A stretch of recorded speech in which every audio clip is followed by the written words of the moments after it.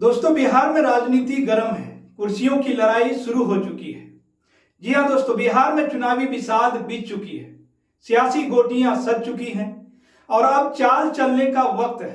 लेकिन महागठबंधन यानी India alliance में सीटों की गिनती पर ही पेच फंसा हुआ है। सवाल यह नहीं है कि कौन कहां से चुनाव लड़ेगा, सवाल यह है कि लड़ाई के पहले ही मोर्चे पर एकजुटता की तस्वीर धुंधुली क्यों है। दरअसल दोस्तों, बिहार विधानसभा चुनाव की उल्टी गिनती शुरू हो चुकी है और सभी सियासी दल अब पूरी तरह से एक्टिव मोड में आ चुके हैं।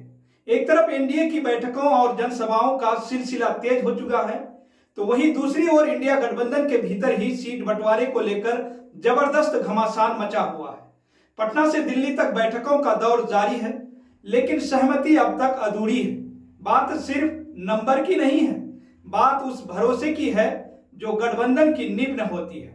18 सितंबर को पटना के सदाकत आश्रम में कांग्रेस की नवगठित चुनाव समिति की पहली बैठक हुई। इसमें साफ कर दिया गया कि पार्टी हाईकमान ही प्रत्याशियों का अंतिम चयन करेगा।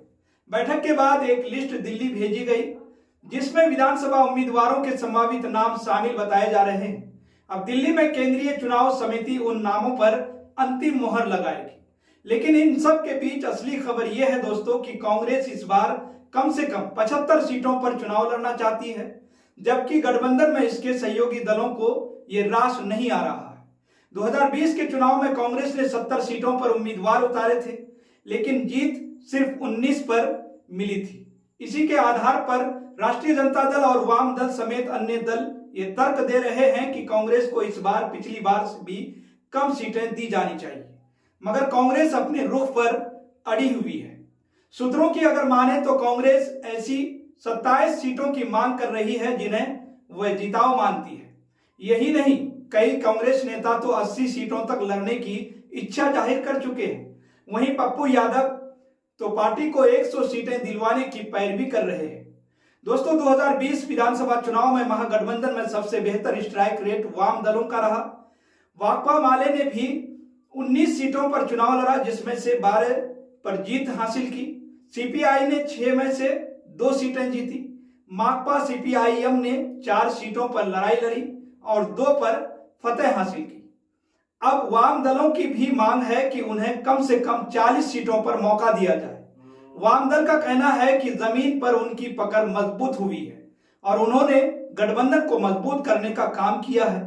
विकासशील इंसाफ पार्टी यानी वीआईपी के प्रमुख मुकेश सहनी ने तो सीधा दावा ठोक दिया है, कम से कम 50 सीटें और उप मुख्यमंत्री का पद भी चाहिए। हालांकि राजनीतिक विश्लेषकों का मानना है कि सहनी की मांग पूरी होना मुश्किल है। 2020 में उनकी पार्टी ने 11 सीटों पर चुनाव लड़ा था और सिर्फ 4 पर ही जीत हासिल की थी, इसलिए उन्हें इस बार 15 से 20 सीटों से ज्यादा की उम्मीद नहीं करनी चाहिए। दोस्तों, इंडिया गठबंधन के अंदरूनी सूत्रों का कहना है कि मुकेश सहनी की डिमांड पर भी कई दलों को आपत्ति है, क्योंकि इससे सीटों का गणित और उलझेगा। राष्ट्रीय जनता दल ने 2020 में 144 सीटों पर चुनाव लड़ा था और 75 पर जीत हासिल की थी। इस बार भी वह सबसे बड़ी पार्टी होने के नाते सीटों की संख्या अपने पक्ष में रखना चाहती है, लेकिन गठबंधन के बाकी दलों की मांगे इतनी बढ़ चुकी है कि राष्ट्रीय जनता दल को बैलेंस बनाने में अच्छी खासी मशक्कत करनी पड़ रही है।